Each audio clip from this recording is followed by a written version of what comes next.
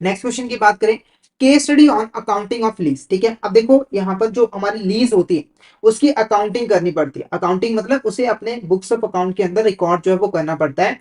अब ये जो अकाउंटिंग होता है वो लेसर भी करता है और लेसी भी करता है। ठीक है, और दोनों का जो प्रोसेस होता है वो थोड़ा सा डिफरेंट होता है। क्यों डिफरेंट होता है?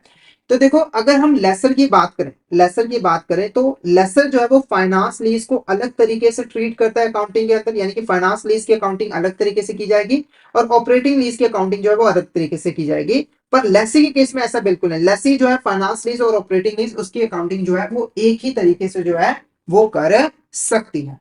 क्लियर है? क्लियर है?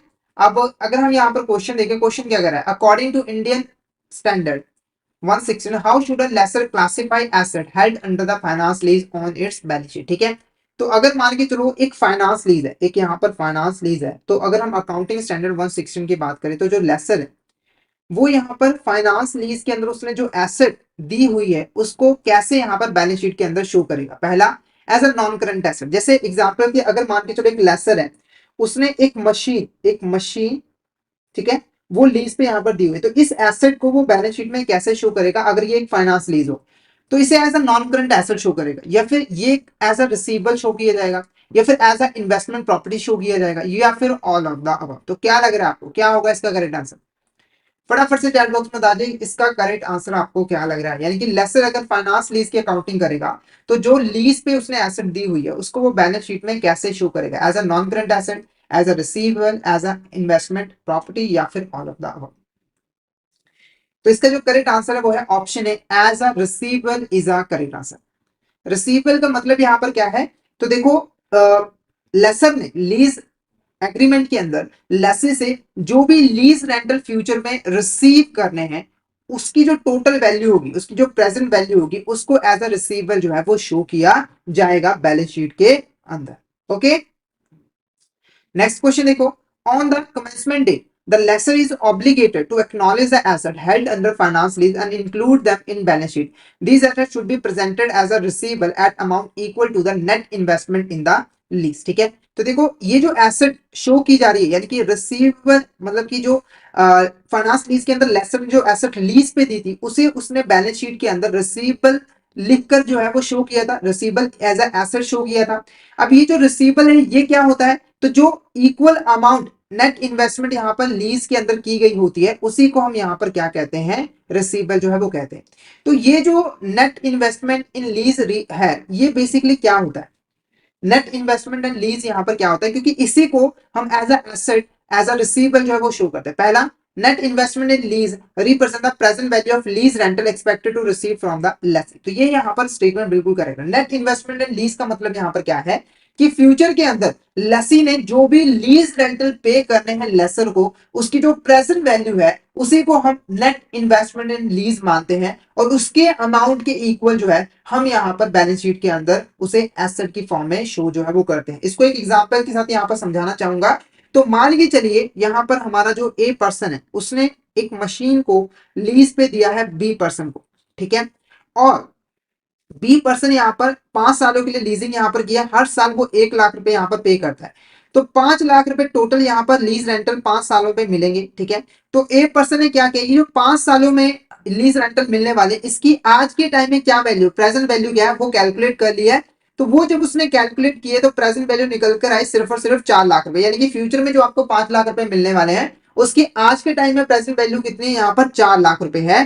तो इसे हम यहां पर क्या कहेंगे, नेट इन्वेस्टमेंट एंड लीज, और इसके अमाउंट के इक्वल ही जो लेसन है वो अपनी बैलेंस शीट के अंदर एज अ रिसीवेबल जो है वो शो करेगा, यानी कि बैलेंस शीट के अंदर 4 लाख रुपए रिसीवेबल जो है वो लेसर शो करेगा। बाकी के ऑप्शन देख लो, the net investment lease represent the total amount of lease payment paid upfront by the lessee, यानी कि लेसी ने लीज एग्रीमेंट के अंदर जो टोटल अमाउंट पहले पे कर दी थी, यानी कि लीजिंग एग्रीमेंट करते वक्त ही लेसर को जो पे कर दी थी उसे हम नेट इन्वेस्टमेंट मानते, तो ये गलत है। The net investment lease in the future value of lease rental expected to be received from the lessee, तो नेट इन्वेस्टमेंट क्या होता है, तो फ्यूचर में आपने लेसी से जो अमाउंट रिसीव करने हैं लीज रेंटल के फॉर्म में, उसकी फ्यूचर वैल्यू को हम कहते हैं, तो ये भी गलत है। The net investment in lease is the amount of tax saving generated by lessor from the lease asset. तो जो लेसर है उसने जब एसेट को लीज पे दिया तो उसको जो भी टैक्स सेविंग्स हुई उसे हम यहाँ पर नेट इन्वेस्टमेंट कहते हैं। तो जो करेक्ट आंसर रहेगा वो ऑप्शन ए ही यहाँ पर रहेगा। तो नेट इन्वेस्टमेंट क्या होता है, तो जो भी आपको लीज रेंटल रिसीव होने होते हैं उसकी जो प्रेजेंट वैल्यू होती है उसे हम नेट इन्वेस्टमेंट इन लीज जो है वो कहते हैं। तो ऑप्शन ए हमारा यहाँ पर करेक्ट आंसर जो है वो रहेगा। नेक्स्ट क्वेश्चन की बात करें, according to Indian standard 116 how are the operating lease computed for the for in the books of lessor. देखो अब बात करते हैं कि जो ऑपरेटिंग लीज है इसको यहाँ पर कैसे ट्रीट करता है लेसर अपनी बुक्स ऑफ अकाउंट में। देखो फाइनेंस लीज तो आप समझ चुके हैं, ऑपरेटिंग लीज को कैसे ट्रीट करता है। पहला स्टेटमेंट कह रहा था lease asset remain on the lessor balance sheet categorize according to the nature and classification. तो जो एसेट है उसको हम उसी तरीके से रिप्रेजेंट करते हैं, जैसे एग्जांपल के मान के चलो मशीन थी, ठीक है, ये जो मशीन है वो पहले लेसर की जो बैलेंस शीट थी वो किसके अंडर आती थी, तो नॉन करंट एसेट के अंदर। नॉन करंट एसेट के अंदर जो हमारी फिक्स एसेट थी, फिक्स एसेट्स की जो कैटेगरी थी, फिक्स एसेट की जो कैटेगरी थी उसके अंदर जो हमारा टेंजिबल एसेट था इस कैटेगरी में ये मशीन जो है वो आती थी। मतलब पहले ये नॉन करंट एसेट है, उसको अगर हम और डीप में जाते थे फिक्स एसेट है, और डीप में जाते थे एक टेंजिबल फिक्स एसेट है। तो अगर ऑपरेटिंग लीज के अगर हमारा जो लेसर है उसने ऑपरेटिंग लीज के अंदर इस मशीन को लीज पे दिया है तो इसे हम यही एसेट जो है वो मानेंगे, यानी कि इसको हम टेंजिबल एसेट की कैटेगरी में ही शो करेंगे। तो ये यहाँ पर बिल्कुल करेक्ट है।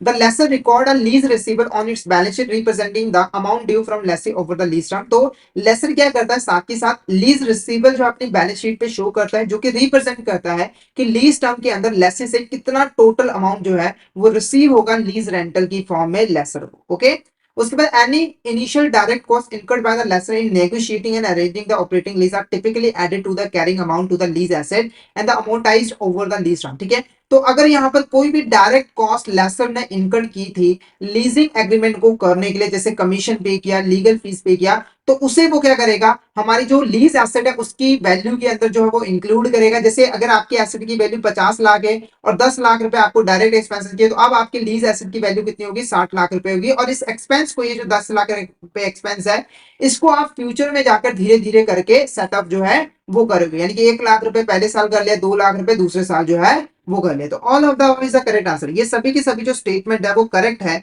ऑपरेटिंग लीज के regarding accounting treatment of operating lease. ठीक है, नेक्स्ट क्वेश्चन की बात करें, in Indian accounting standard 116 has eliminated the differentiation between a finance lease and operating lease in terms of accounting treatment in the books of lessee. Under Indian Accounting Standard 116, what asset does the lessee recognize on the balance sheet upon the entering into lease? तो ये मैंने पहले ही आपको बता दिया कि जो accounting standard 116 है वो लेसी के लिए फाइनेंस लीज और ऑपरेटिंग लीज का जो डिफरेंस है अकाउंटिंग के लिए वो खत्म कर दे। यानी कि जो लेसी है वो अकाउंटिंग चाहे ऑपरेटिंग लीज हो फाइनेंस लीज हो, इसको उसकी अकाउंटिंग वो एक ही तरीके से जो है वो करता है। तो अगर हम अंडर अकाउंटिंग स्टैंडर्ड 116 की बात करें तो कौन से एसेट को लेसी को शो करना पड़ता है अपनी बैलेंस शीट के अंदर जब वो लीज के अंदर जाता है। पहला lease liability, right of use asset, या फिर फाइनेंस लीज एसेट, या फिर लीज होल्ड इंप्रूवमेंट एसेट। तो फटाफट से यहाँ पर बता दिए कि लेसी जब भी लीज एग्रीमेंट करता है तो उसे जो एसेट को यूज करने का जो राइट मिलता है, ठीक है, उसको वो किस नाम से जो है बैलेंस शीट में शो करता है। यानी कि कौन सी एसेट यहाँ पर क्रिएट होती है लेसी की, lease liability, right of use asset, finance lease asset, या फिर लीज होल्ड इंप्रूवमेंट एसेट। क्या होगा इसका करेक्ट आंसर, फटाफट से चैट बॉक्स में बता दीजिए इसका करेक्ट आंसर आपको क्या लग रहा है, क्या होगा इसका करेक्ट आंसर।